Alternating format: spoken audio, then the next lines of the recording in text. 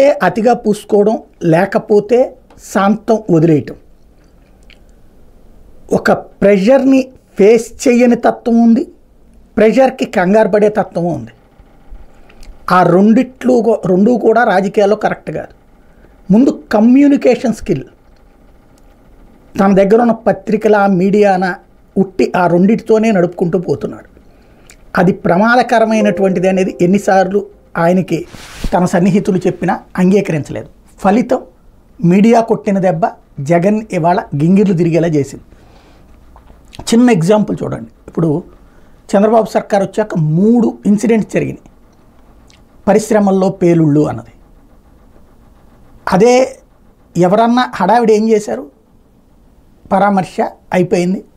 ఆ తర్వాత ఫ్యాక్టరీలు నడుస్తుంటాయి, కేసు నడుస్తుంటాయి, పరిహారం అయిపోతుంది. ఎల్జీ పాలిమర్స్ విషయంలో ఆనాడు ఏం జరిగింది, జగన్ సర్కార్ చాలా సీరియస్గా స్పందించింది.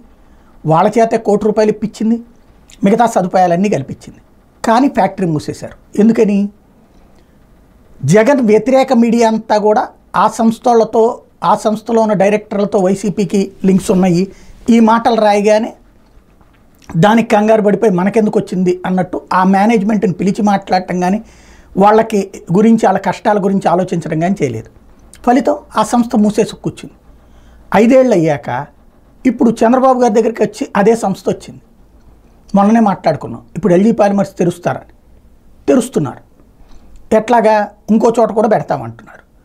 దానికి మధ్య మార్గ పరిష్కారం ఏంటంటే, ఇదివరకు జగన్ హయాంలో ₹1 కోటి ఇచ్చారు కదా, ఇంకా కొంచెం పరిహారం ఇవ్వండి ఆ కుటుంబాలకి, అట్లాగే మరికొంతమందికి కొంత డబ్బులు ఇవ్వండి, అక్కడ నీళ్ళ సదుపాయాలు అట్లాంటివి ఏర్పాటు చేయండి, మీరు ఫ్యాక్టరీ నడుపుకోండి. ఇది స్వయంగా ప్రభుత్వం తరపున ఎంపీ కూర్చుని మాట్లాడి సెట్ చేసినటువంటి వ్యవహారం.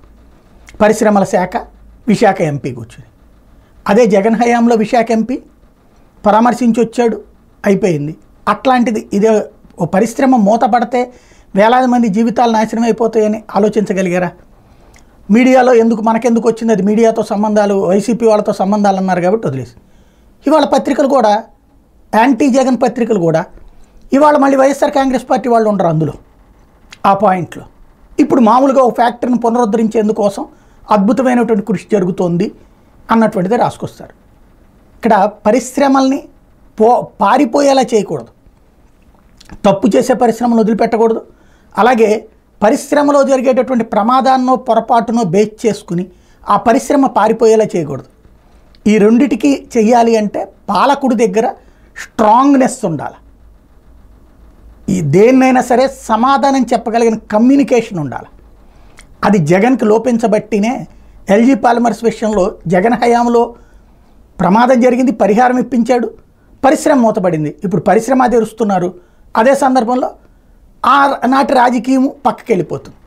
కాబట్టి ముందు ఒక మీడియా పవర్ఫుల్గా ఒక 60 మీడియాలు మెయింటైన్ చేసుకోవడం, అలాగే పరిశ్రమలోని పారిపోతున్నామంటే పర్లేదు మాకేం సంబంధం లేదన్నట్టు కూర్చోకుండా ఉండాలి అన్నటువంటి ధోరణిని జగన్ నేర్చుకోవాల్సి ఉంది. ఎక్కడ మంచి ఉన్నా నేర్చుకోవాలి.